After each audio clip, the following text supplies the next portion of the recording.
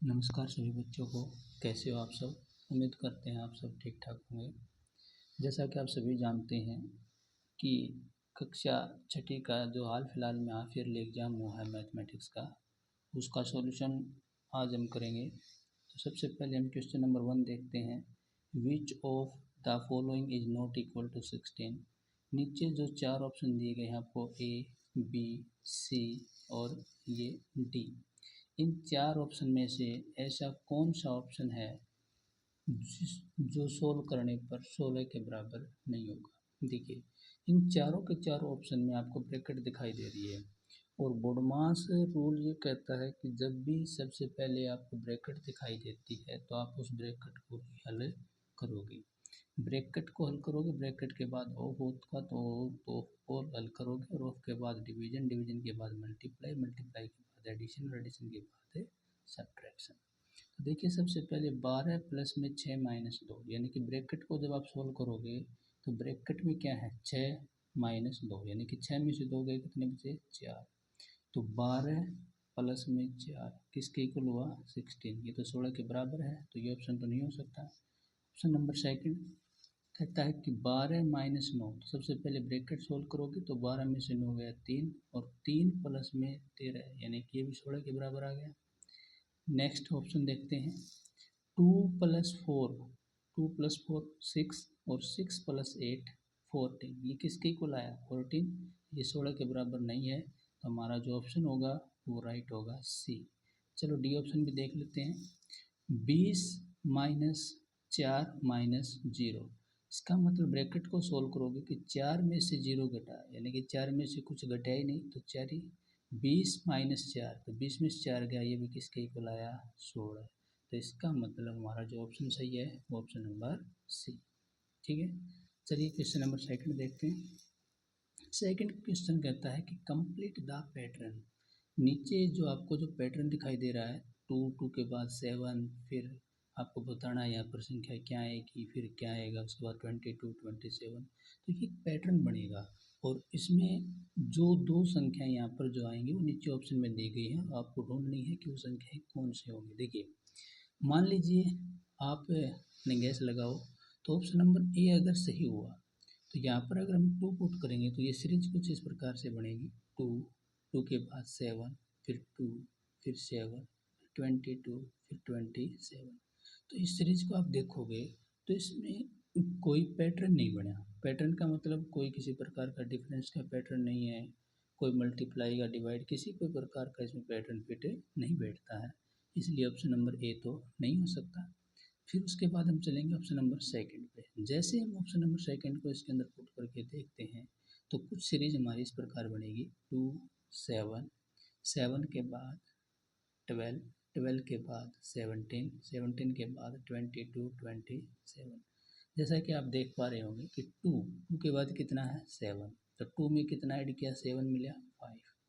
7 के बाद है 12, 12 में कितना ऐड किया, 7 में कितना ऐड किया, 5, 12 मिला। 12 में कितना ऐड किया, 5, 17, फिर 5 ऐड किया, 22, फिर 5 ऐड किया, 27। यानी कि हर एक पिछली टर्म में हम 5 जोड़ रहे हैं तो हमें अगली टर्म में मिल रही है, इसलिए हमारा ऑप्शन नंबर सेकंड ही सही होगा। ठीक है, उसके बाद हम चलते हैं क्वेश्चन नंबर थर्ड पे। क्वेश्चन नंबर थर्ड कहता है the angle which is more than 0 degree and less than 90 degree is called. यानी कि ऐसा एंगल जो 0 डिग्री से तो बड़ा होता है और 90 डिग्री से छोटा होता है, उसको आप क्या बोलोगे? ये कहता है राइट एंगल। ऑप्शन नंबर ए है राइट एंगल। नहीं सर, राइट एंगल तो वो होता है जो एग्जैक्ट 90 डिग्री होता है। Option number B obtuse angle, ये भी नहीं होगा, क्योंकि ऑब्ट्यूज एंगल वो होता है जो 90 डिग्री से बड़ा होता है और 180 डिग्री से छोटा होता है। स्ट्रेट एंगल, स्ट्रेट एंगल भी नहीं होगा, क्योंकि 180 डिग्री के एंगल को स्ट्रेट एंगल बोलते हैं। एक्यूट एंगल, बिल्कुल right answer, acute angle. Acute angle वो होगा जो 0 डिग्री से बड़ा और 90 डिग्री से छोटा, और 0 डिग्री भी हो सकता है। तो ऑप्शन नंबर थर्ड जो है वो आपका सही होगा। चलिए क्वेश्चन नंबर 4 पे चलते हैं।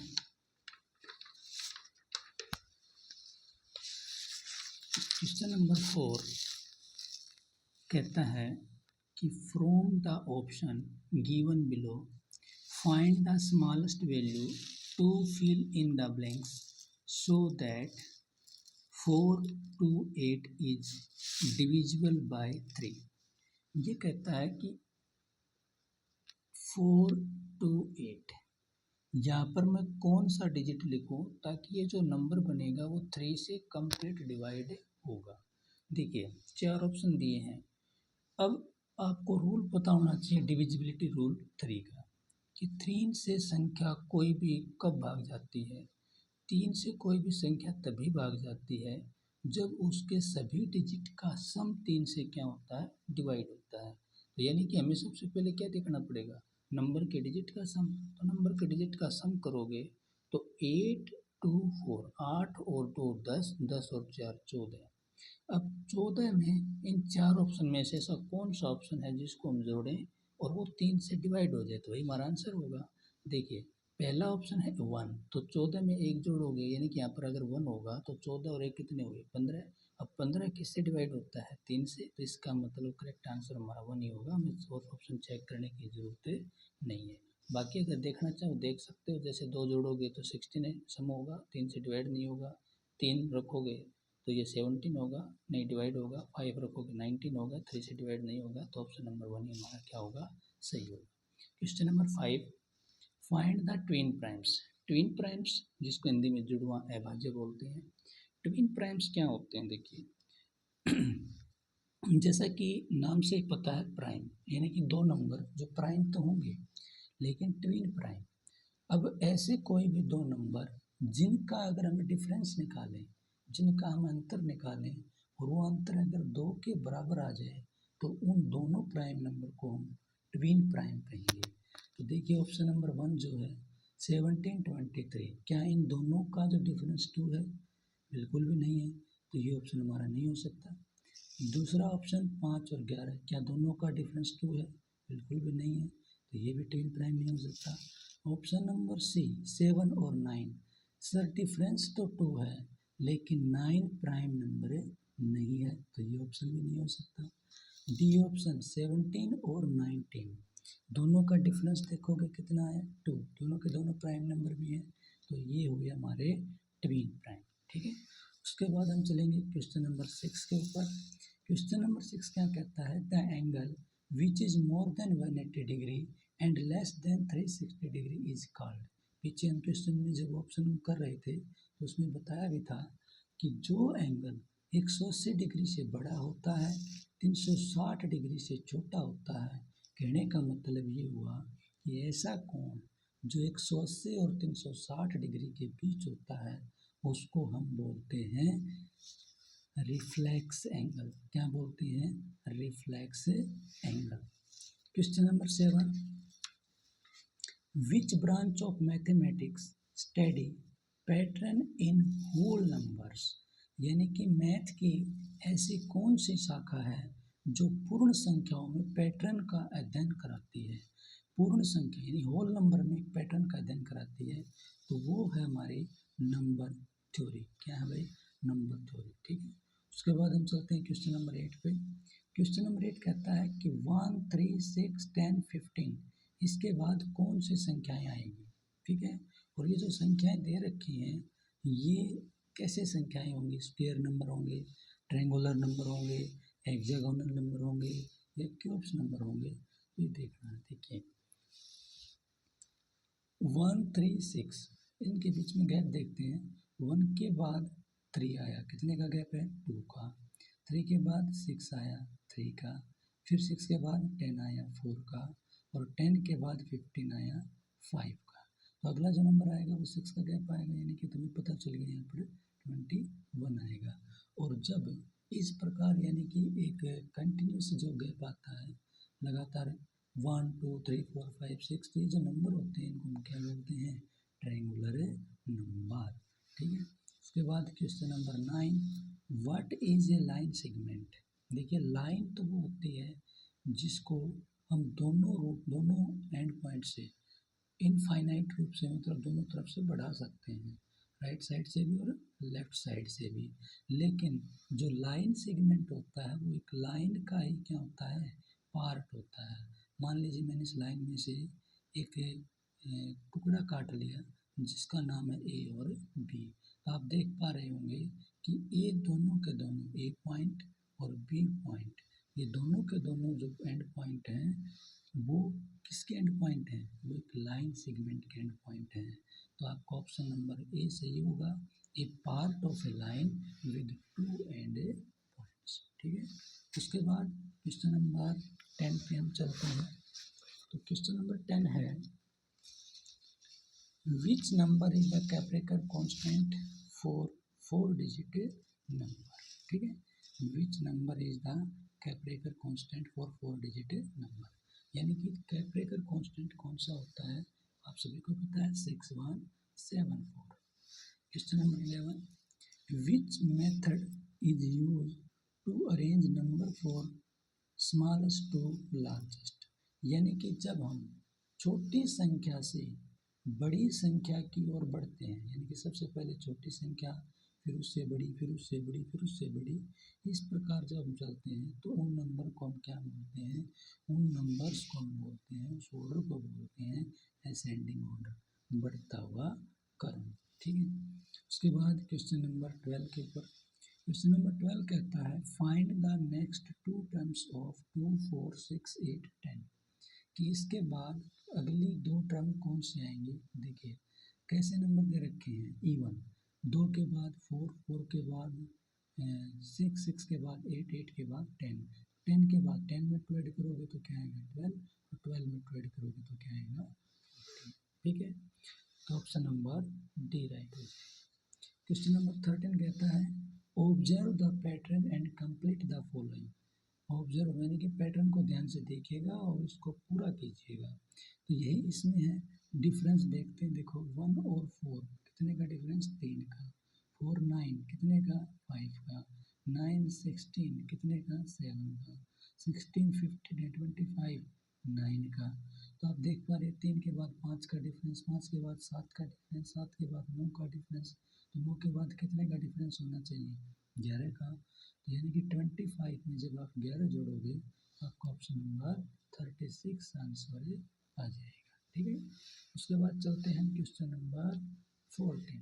क्वेश्चन नंबर 14 कहता है, an angle has how many arm, कि एक कोण में कितनी भुजाएं होती हैं। कोण कैसे बनता है, कोण ऐसे बनता है। तो आप देख पा रहे हो ये एक कोण की एक आर्म है, एक भुजा है, ये भी एक कोण की दूसरी आर्म है, दूसरी भुजा है। तो एक कोण में 2 भुजाएं होती हैं। Question number 15, the process of getting half of an angle is called, यानी कि मान लीजिए मैं एक बात करूँ, ये मेरे पास कोई एक एंगल है, ठीक है, और मान लीजिए मैंने मान लिया कि इस एंगल को 60 डिग्री, अगर मैंने इसका हाफ करना है, हाफ का मतलब इसका आधा करना है, तो ये जो आधा करने का प्रोसेस इसने पूछा है, विधि पूछी है, तो जो आधा करने का प्रोसेस होगा वो आपका होगा bisecting the angle. Option number C option आपका सही होगा। उसके बाद क्वेश्चन नंबर 16 देखिए, क्वेश्चन नंबर 16 में कहता है, figure out the type of angle. जैसा कि आपको चित्र में दिखाया गया है, 130 डिग्री का कोण यानी 130 का जो एंगल है ये कैसा होता है। क्या ये एक्यूट एंगल होता है? नहीं सर, एक्यूट एंगल तो 0 से 90 के बीच होता है। क्या ये स्ट्रेट एंगल होता है? नहीं सर, स्ट्रेट एंगल 180 डिग्री का होता है। क्या ये कंप्लीट एंगल है? नहीं सर, कंप्लीट एंगल 360 डिग्री का होता है। ये कैसा एंगल है? ये ऑब्ट्यूज एंगल है, क्योंकि ऑब्ट्यूज एंगल 90 डिग्री से 180 डिग्री के बीच होते हैं। चलिए क्वेश्चन नंबर 17 पे चलते हैं। Choose palindromes on palindromic number. कहता है कि पैलिंड्रोम या पैलिंड्रोमिक संख्या चुनें। पैलिंड्रोमिक नंबर कौन से नंबर होते हैं? यानी पैलिंड्रोमिक नंबर वो संख्याएं होती हैं जिनको चाहे हम आगे से पढ़ें या पीछे से पढ़ें, यानी कि लेफ़्ट टू राइट पढ़ें या राइट टू लेफ़्ट पढ़ें, तो वो सेम रहनी चाहिए। ठीक है, जैसे 175 आगे से पढ़ोगे तो 175, लेकिन पीछे से पढ़ोगे तो ये 571 होगा, यानी 571 होगा। ये पैलिंड्रोमिक नंबर नहीं हुआ क्योंकि सेम नहीं होगा। बी ऑप्शन आगे से पढ़ोगे 275 यानी 275, पीछे से पढ़ोगे 572, बिल्कुल भी सेम नहीं है, ये ऑप्शन भी नहीं हो सकता। ऑप्शन नंबर सी 575, चाहे पीछे से पढ़ो 575, चाहे लेफ्ट टू राइट पढ़ो या राइट टू लेफ्ट पढ़ो, ये बिल्कुल आपका कैसा है, सेम रहेगा, इसलिए इसको बोलेंगे पैलिंड्रोमिक नंबर। क्वेश्चन नंबर 18 कहता है कि जो टैली मार्क्स जो लिखा गया है ये किस चीज़ का यानी किस नंबर का टैली मार्क्स जो है लिखा गया है। तो ये आप सभी को पता है 1 2 3 4 और ये 5, 5 ये हुए और 5 ये, 5 और 5 10 और 3 ये, तो कितने हुए 13। तो ऑप्शन नंबर सी सही होगा 13। Question number 19 which of the following is perfect number. ध्यान से देखिएगा, परफेक्ट नंबर क्या होता है, जब आप किसी भी संख्या के फैक्टर करते हैं, किसी नंबर के फैक्टर करते हैं और उस नंबर के सभी फैक्टर को सम करते हैं, यानी कि फैक्टर उस संख्या के सभी फैक्टर को जोड़ते हो, तो वो संख्या यानी कि उसके फैक्टर को जोड़ने के बाद जो संख्या प्राप्त होगी वो उस एक्चुअल यानी कि जो दी हुई संख्या है उसके बराबर आ जाती है, तो उस संख्या को हम परफेक्ट नंबर बोलते हैं। क्या समझे? देखिए ये कहता है क्या 15 परफेक्ट नंबर है, तो 15 के फैक्टर करोगे तो 15 के फैक्टर होंगे 1 3 5, ठीक है, ये फैक्टर होंगे। अब इनको जोड़ोगे तो 5 3 8 और 9, कितना सम हुआ 9, लेकिन 15 तो नहीं आया, तो ये आपका परफेक्ट नंबर नहीं है। इसी प्रकार 20 को चेक करोगे तो 20 के फैक्टर 1 2 4 5 10, सम करोगे 10 5 15 15 4 19 19 21 22, यानी कि तो नंबर से ही बड़ा हो गया।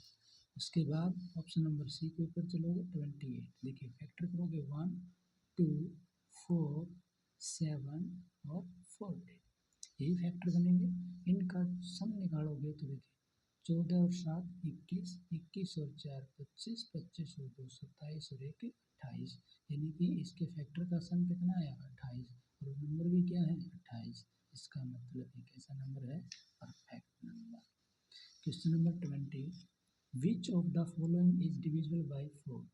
कोई भी संख्या 4 से कब भाग जाती है, कोई भी संख्या 4 से तभी भाग जाएगी जब उस संख्या के लास्ट के 2 डिजिट से बनी हुई संख्या 4 से भाग जाती है, यानी कि किसी नंबर के लास्ट के 2 डिजिट अगर 4 से डिवाइड होते हैं तो वो पूरी की पूरी संख्या 4 से डिवाइड हो जाएगी।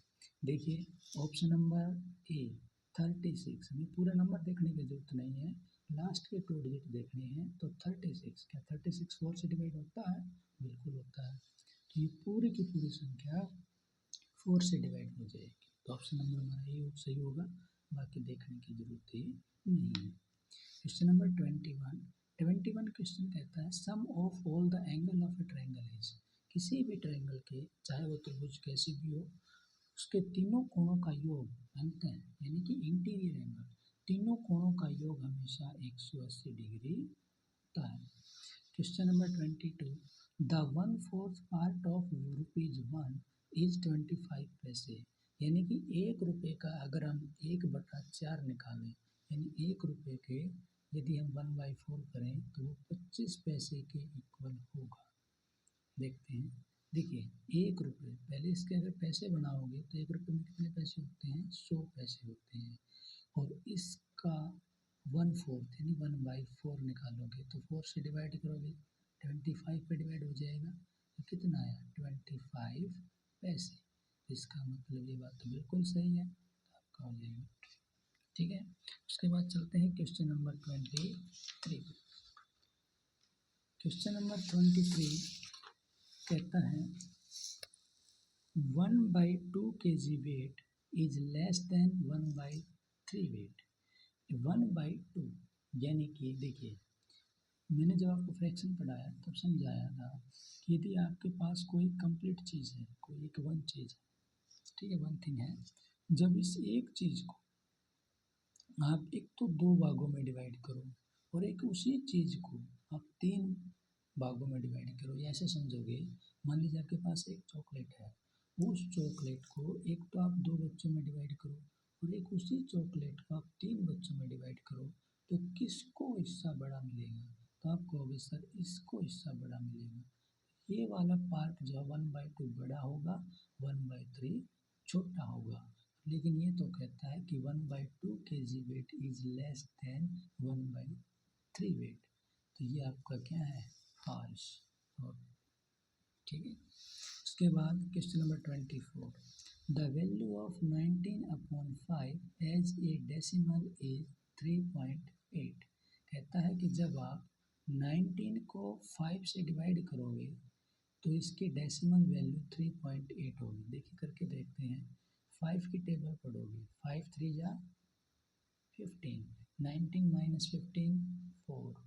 ठीक है, डेसिमल 0 चढ़ा के नीचे उतारोगे 40 बन जाएगा। फिर से 4 की टेबल पढ़ोगे तो 5 की टेबल पढ़ोगे तो 5 8 जा 40। बिल्कुल कितना आएगा, 3.8। देखिए आप डिवाइड करके ऐसे भी देख सकते हैं। 19 5 की टेबल पढ़ोगे, 5 3 जा 15, कितना बचेगा 4। क्या करते थे, डेसिमल लगाते थे, 0 चढ़ाते थे, 0 को नीचे उतारते थे, 5 8 जा 40। ठीक है, तो आंसर क्या है 3.8, जो कि बिल्कुल सही है। तो ये क्या है आपका ट्रू। ठीक है। उसके बाद क्वेश्चन नंबर 25 कहता है straight angle will have greater major than obtuse angle. कहता है कि जो स्ट्रेट एंगल है वो ओब्टूज एंगल से बड़े माप का होता है। अब स्ट्रेट एंगल कितने डिग्री का होता है, वो सिर्फ 180 डिग्री का होता है। और ओब्टूज एंगल तो 180 से छोटा होता है। तो ये बात बिल्कुल सही है, 180 डिग्री स्ट्रेट एंगल ग्रेटर होता है ऑब्टूज एंगल से। तो बिल्कुल ये ट्रू होगा। ठीक है। चलिए क्वेश्चन इसका नेक्स्ट जो है सेक्शन बी का 2 मार्क्स का, उसे भी हम देख लेते हैं। Question number 26, write all step to convert number 22 to Collatz conjunction. देखिए कोलोज जो कंजक्चर होता है, यानी कि जो कोलोज कंजक्चर है, उस कोलोज कंजक्चर को सोल्व करने के लिए आपको एक संख्या दी गई है 22, यानी कि 22 को कोलोज अनुमान प्राप्त करने के लिए आपको कितने स्टेप लिखने पड़ेंगे। तो देखिए कोलोज कंजक्चर होता है क्या, पहले हम इसको समझते हैं। कोलोज कंजक्चर मान लीजिए कहता है कि आपके पास में कोई संख्या, जैसे इसने दी है 22। इसका एक रूल है। तो रूल क्या कहता है कि यदि आपकी दी हुई संख्या सम संख्या है, यानी इवन नंबर है, तो आपको आगे लिखोगे वो इसका हाफ करके लिखोगे, यानी 22 का हाफ हो जाएगा 11। उसके बाद यदि संख्या इवन है तो फिर से हाफ करोगे। यदि वो संख्या ओड आ गई तो फिर आप उस संख्या को, उस नंबर को 3 से मल्टीप्लाई करके उसमें एक जोड़ के लिखना पड़ेगा। तो इसको 3 से मल्टीप्लाई करोगे 33, एक ऐड करोगे 34, फिर से इवन आ गई। अब फिर से इसका हाफ करोगे 17, फिर ओड आ गया। फिर से 3 से मल्टीप्लाई करके 1 ऐड करोगे, 17 3 51 और 152, फिर से इवन आ गई। फिर से हाफ करोगे 26, फिर से इवन आ गई। फिर से हाफ करोगे 13, फिर ये ओड आ गई, 13 3 39 और 140, फिर से इवन आ गई 20, हाफ कर दिया तो फिर से इवन आ गई, हाफ कर दिया 10, फिर से इवन आ गया, हाफ कर दिया 5, फिर ओड आ गई 5 3 15 और 1 16, फिर से इवन आ गया, हाफ करोगे 8, फिर से इवन आ गया, हाफ करोगे 4 और फिर से इवन आ गया, हाफ करोगे 2, फिर से इवन आ गया, हाफ करोगे 1। सर कब तक करते रहेंगे ऐसा? ऐसा हम तब तक करते रहेंगे जब तक हमें लास्ट में 1 नहीं मिल जाता। ठीक है, तो धन्यवाद। आज बस इतना ही करेंगे, उसके बाद करेंगे नेक्स्ट वीडियो में।